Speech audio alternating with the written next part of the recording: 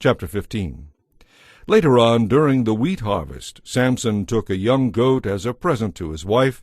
He intended to sleep with her, but her father wouldn't let him in. "I really thought you hated her," her father explained.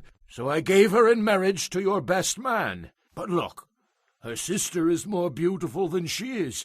Marry her instead."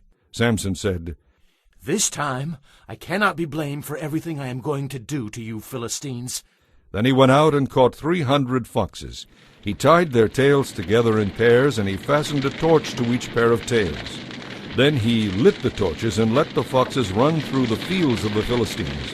He burned all their grain to the ground, including the grain still in piles and all that had been bundled. He also destroyed their grapevines and olive trees. "Who did this?" the Philistines demanded. "Samson," was the reply. "Because his father-in-law from Timnah gave Samson's wife to be married to his best man." So the Philistines went and got the woman and her father and burned them to death. "Because you did this," Samson vowed, "I will take my revenge on you, and I won't stop until I'm satisfied."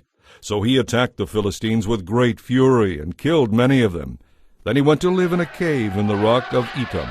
The Philistines retaliated by setting up camp in Judah and raiding the town of Lehi. The men of Judah asked the Philistines, "Why have you attacked us?" The Philistines replied, "We've come to capture Samson. We have come to pay him back for what he did to us." So 3,000 men of Judah went down to get Samson at the cave in the rock of Etam. They said to Samson, "Don't you realize the Philistines rule over us? What are you doing to us?" But Samson replied, "I only paid them back for what they did to me." But the men of Judah told him, "We have come to tie you up and hand you over to the Philistines."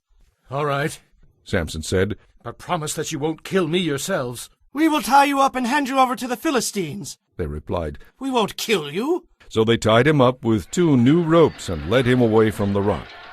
As Samson arrived at Lehi, the Philistines came shouting in triumph. But the Spirit of the Lord powerfully took control of Samson, and he snapped the ropes on his arms as if they were burnt strands of flax, and they fell from his wrists. Then he picked up a donkey's jawbone that was lying on the ground and killed 1,000 Philistines with it. And Samson said, "With the jawbone of a donkey, I've made heaps on heaps.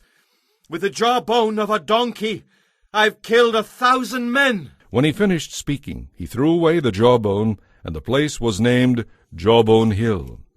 Now Samson was very thirsty, and he cried out to the Lord, "You have accomplished this great victory by the strength of your servant.